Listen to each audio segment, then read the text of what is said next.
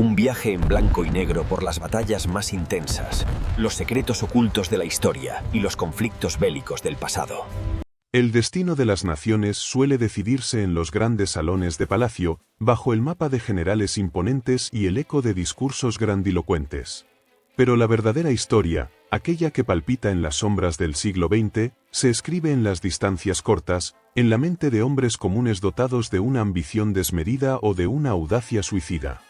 Mientras Adolf Hitler repasaba con su dedo enguantado las costas francesas obsesionado con el paso de Calais, y Francisco Franco contemplaba desde el Pardo una España hambrienta y aislada por las cenizas de su propia guerra civil, los hilos de sus destinos eran manejados por dos españoles de alma camaleónica.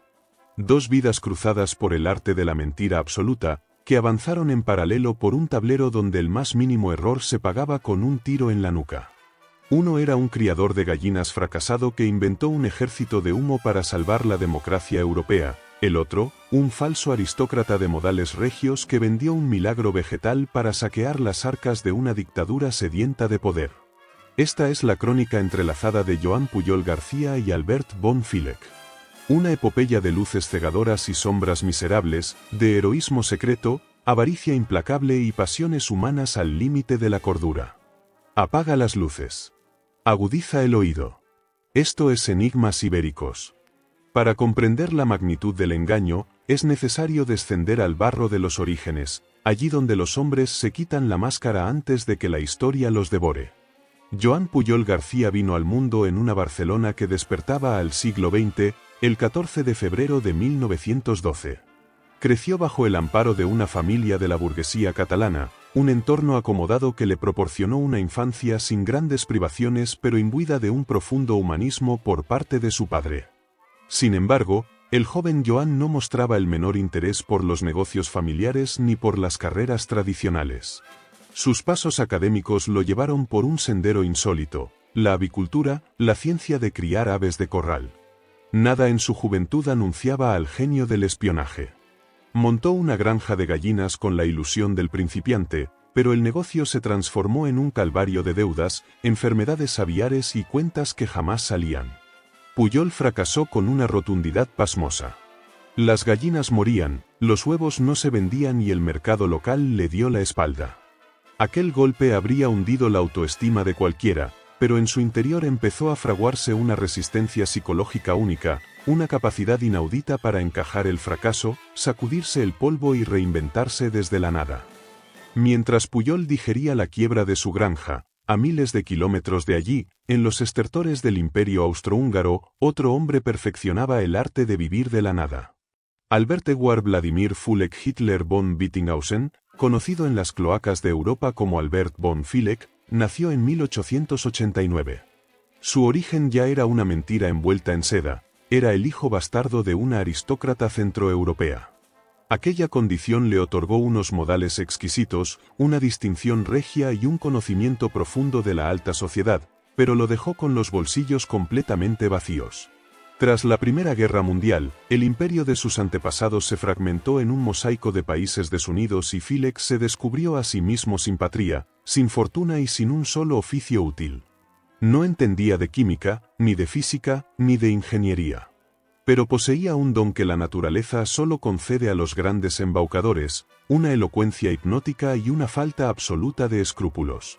Dominaba 5 idiomas con una fluidez pasmosa, vestía con la elegancia de un príncipe destronado y descubrió muy pronto que la gente inteligente está dispuesta a creer las mayores estupideces si quien se las cuenta lo hace con la suficiente seguridad y una copa del mejor vino en la mano. El destino de ambos hombres colisionaría con el drama de la Guerra Civil Española en 1936, un conflicto que sacó a la luz lo mejor y lo peor de sus naturalezas.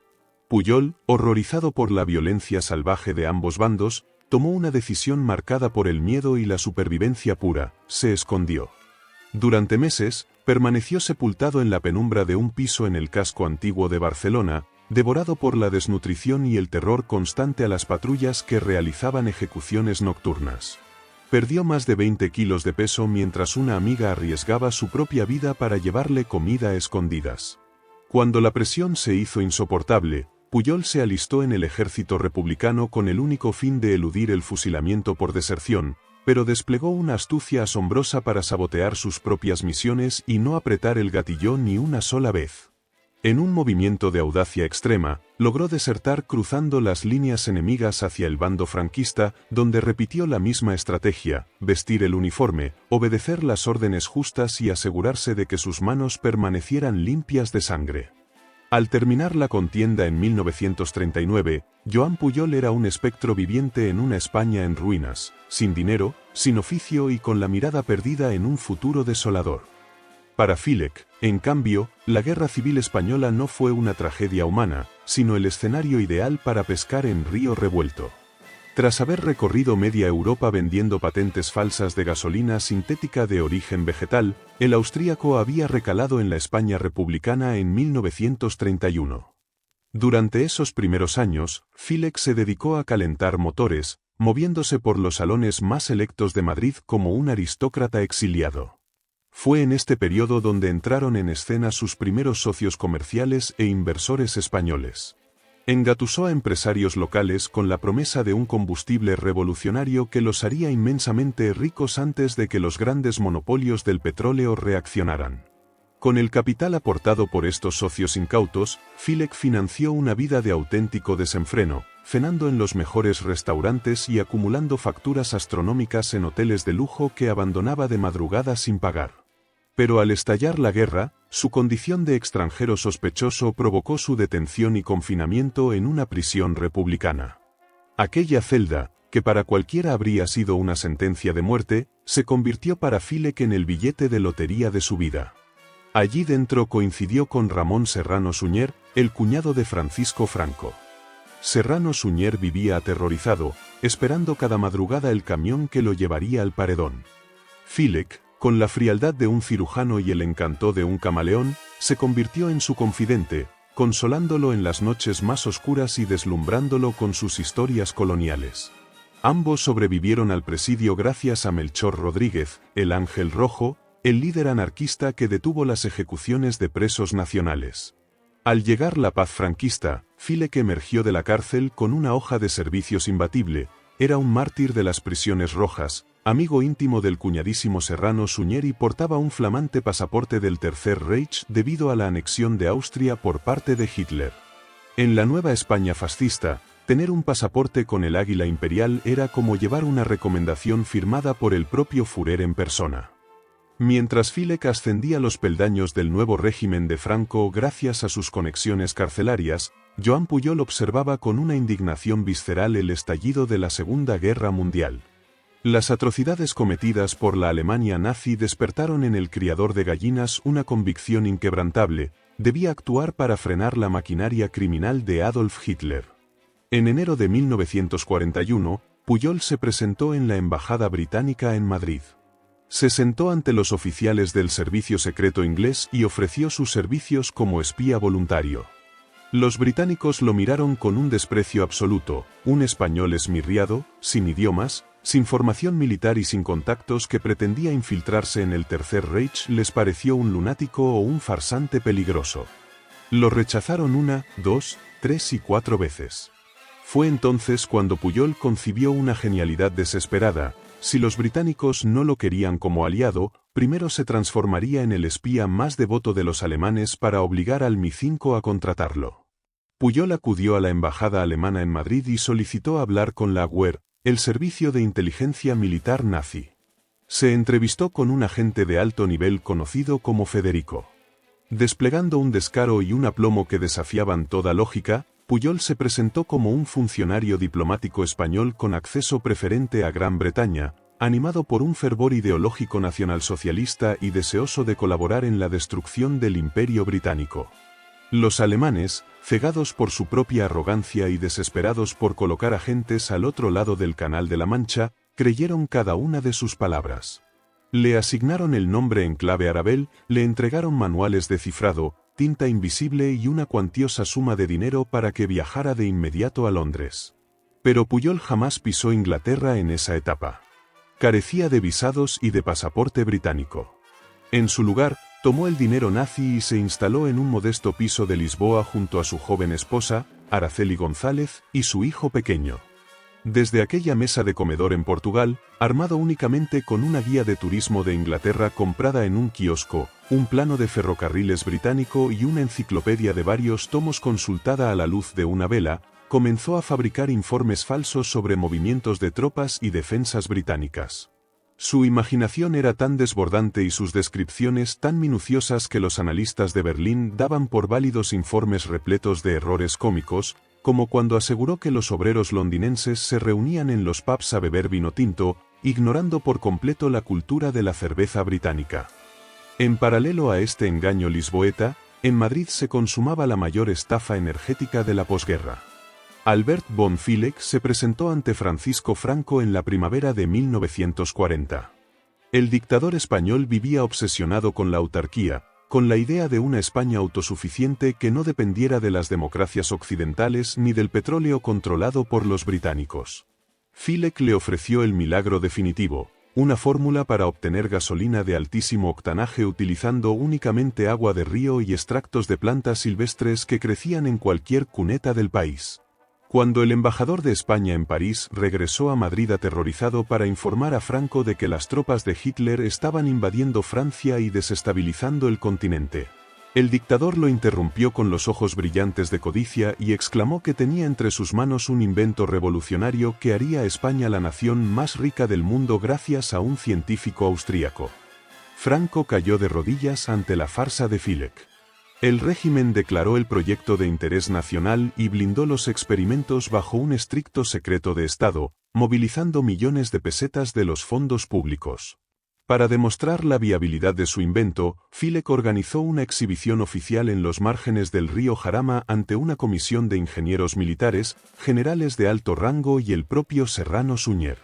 Con una sangre fría sobrecogedora, el austríaco extrajo agua del río con un cubo, arrojó unas matas de hierba dentro de un bidón especial y añadió un misterioso líquido que guardaba en un tubo de ensayo como el catalizador secreto.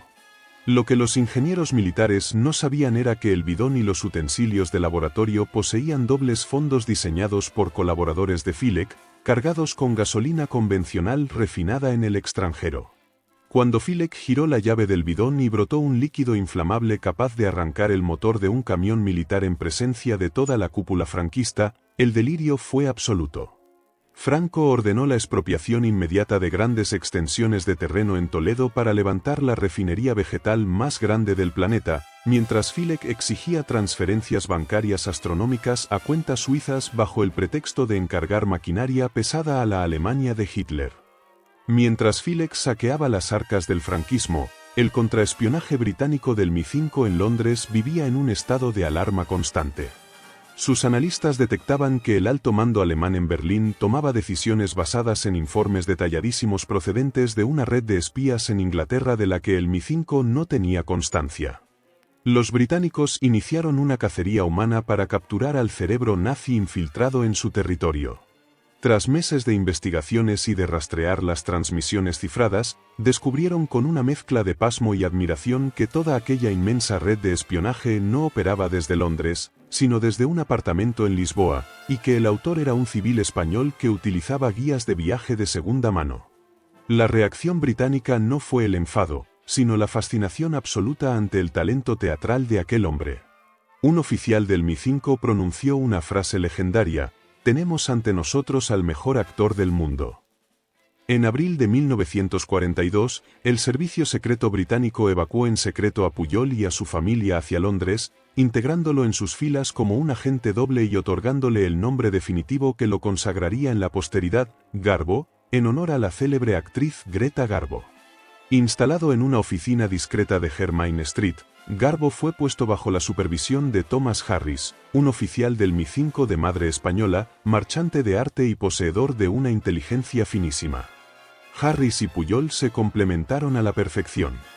Harris aportaba el rigor técnico y la metodología de los servicios de inteligencia. Pujol desataba una imaginación torrencial capaz de tejer tramas de una complejidad literaria.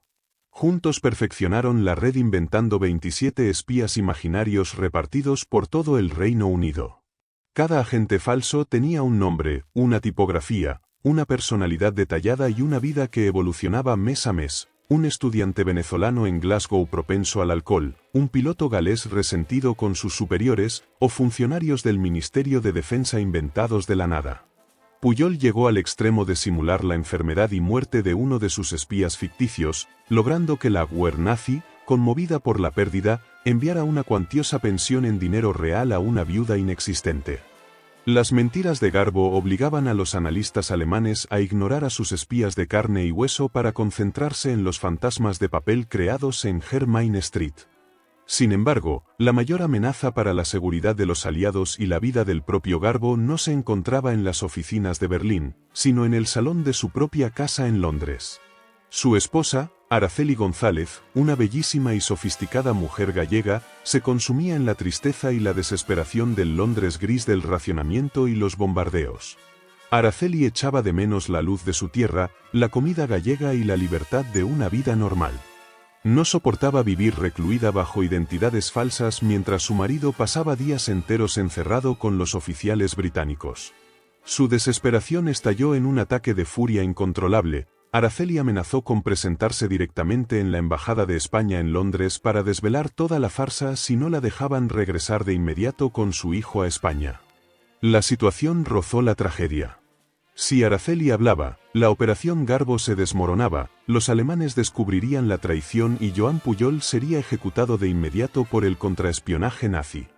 El Mi-5 sugirió medidas drásticas de confinamiento, pero Garbo demostró una frialdad psicológica perturbadora, organizó un despiadado teatro familiar en complicidad con el servicio secreto. Escenificaron la falsa detención de Pujol por parte de las autoridades británicas bajo el pretexto de que las indiscreciones de su esposa habían puesto en peligro al Estado. Llevaron a Araceli con los ojos vendados a un centro de detención militar fortificado, donde encontró a su marido demacrado, con barba de varios días y un traje de presidiario. Destrozada por el remordimiento y la culpa, Araceli lloró amargamente, suplicó perdón y juró ante los oficiales británicos guardar un silencio absoluto para siempre a cambio de la liberación de su esposo. La mayor operación de desinformación de la historia se había salvado gracias a un implacable engaño doméstico. Mientras tanto, en España, el imperio de naipes de Albert von Villech comenzaba a tambalearse bajo el peso de la realidad científica. Los ingenieros del Instituto Nacional de Industria, cansados de los retrasos injustificados y de las excusas de Villech sobre supuestos sabotajes de espías británicos enviados para destruir su milagro vegetal, exigieron un análisis químico riguroso del aditivo secreto en un entorno controlado de laboratorio. Villech intentó dilatar el proceso recurriendo a la protección de Serrano Suñer y apelando al fervor patriótico de Franco, pero la presión de los técnicos estatales fue inflexible. La prueba definitiva se realizó bajo una vigilancia extrema. Los químicos aislaron los bidones de Villech, eliminaron cualquier posibilidad de dobles fondos y analizaron el combustible resultante de la mezcla de agua del jarama y hierbas. El veredicto de los laboratorios fue un hachazo letal para el orgullo del régimen. El líquido no era el resultado de ninguna reacción vegetal, sino simple gasolina convencional refinada en el extranjero que Villech había estado contrabandeando e introduciendo en las pruebas anteriores. No había ciencia, no había milagro. Todo era una monumental estafa que había dejado en el ridículo más absoluto a Francisco Franco ante sus propios generales. El dictador, que había llegado a interrumpir despachos internacionales sobre el avance de Hitler en Francia para alabar un cubo de agua con hierbas, montó en cólera ante la humillación pública. La reacción de la dictadura franquista ante el engaño de Villech reflejó la naturaleza implacable y opaca del régimen. Para proteger el honor de Franco y evitar que el escándalo salpicara la figura de Serrano Suñer, la censura impuso un silencio absoluto en todos los medios de comunicación. El nombre de Villech fue borrado de las actas oficiales y el caso se convirtió en un secreto de Estado innombrable. No hubo un juicio público que aireara las vergüenzas de la administración militar. Mediante un decreto fulminante dictado desde la Dirección de Seguridad, Villech fue arrestado por la policía política y confinado de inmediato en el terrible campo de concentración de San Pedro de Cardeña, para ser trasladado posteriormente a las prisiones más lúgubres del régimen, como la cárcel de Nanclares de la Oca. El hombre que había cenado en los mejores palacios de Madrid y tuteado al cuñadísimo pasó años sepultado en la penumbra carcelaria, Despojado de su falso título nobiliario y viendo cómo su fortuna de humo se disolvía entre los muros de piedra de la España de la posguerra. Lejos del cautiverio de Philek, Joan Pujol se enfrentaba al momento cumbre de su existencia en la primavera de 1944, el desembarco de Normandía, la Operación Overlord. El mando aliado concentraba la mayor fuerza militar de la historia en las costas del sur de Inglaterra, pero el éxito de la invasión dependía de un factor crítico: el engaño. Los alemanes sabían que la invasión se produciría en las costas francesas, pero ignoraban el punto exacto. La misión encomendada a Garbo fue monumental: convencer a Adolf Hitler y a su Estado Mayor de que el desembarco en las playas de Normandía era solo una maniobra de distracción menor, y que el verdadero ataque masivo de los aliados se ejecutaría semanas después en el paso de Calais. Para respaldar las mentiras de Pujol, los aliados construyeron un ejército de mentira frente a Calais, dotado de tanques de lona inflables, aviones de madera y campamentos vacíos, mientras Garbo bombardeaba las terminales de la Agüer en Madrid con cientos de mensajes cifrados emitidos por su red de espías fantasma que confirmaban el movimiento de tropas hacia Calais. La genialidad y la sangre fría de Pujol alcanzaron cotas inverosímiles la madrugada del 6 de junio de 1944. Con las barcazas aliadas avanzando en mitad de la tempestad hacia Normandía, Garbo envió un despacho urgente a Berlín detallando el plan de ataque. Sabía que el mensaje llegaría demasiado tarde para que los alemanes reforzaran las playas francesas, pero el retraso calculado sirvió para consolidar su credibilidad ante los analistas nazis, demostrando que su red manejaba información en tiempo real.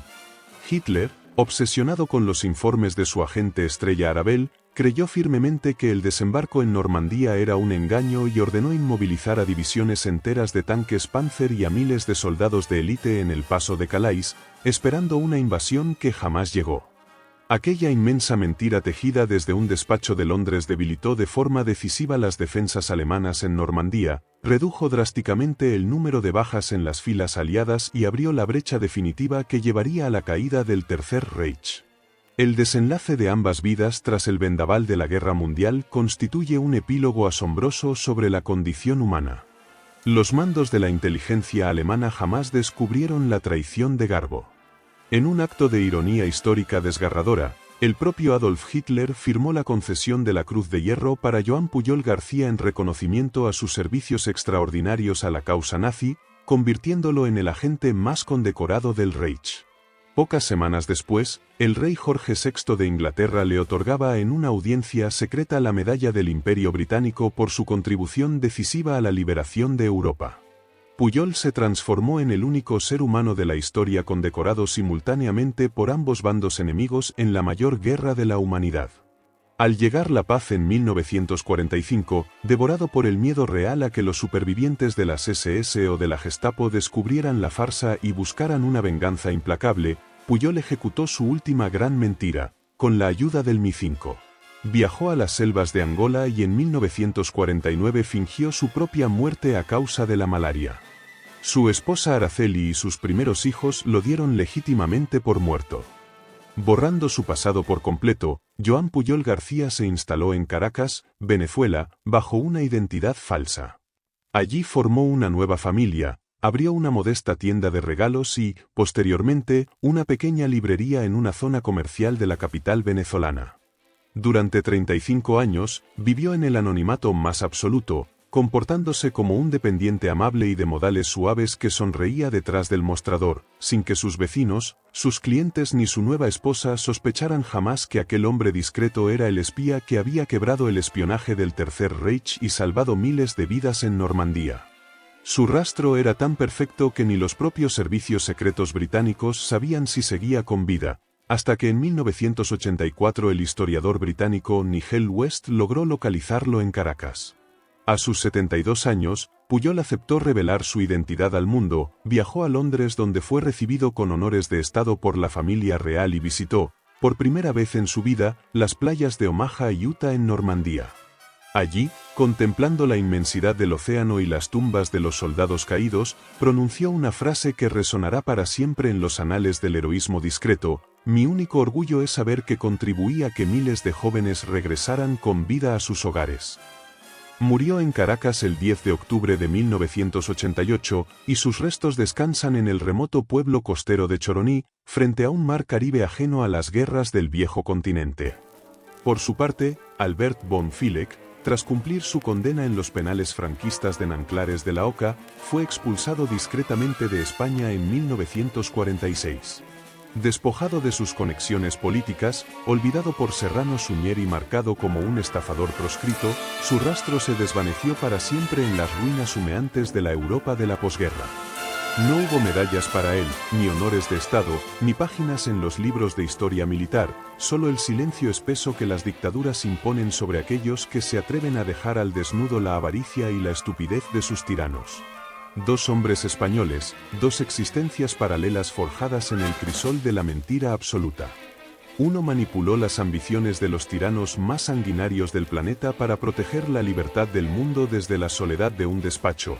El otro cabalgó sobre la miseria, la codicia y el ego de una dictadura militar para rozar con la punta de los dedos una fortuna efímera.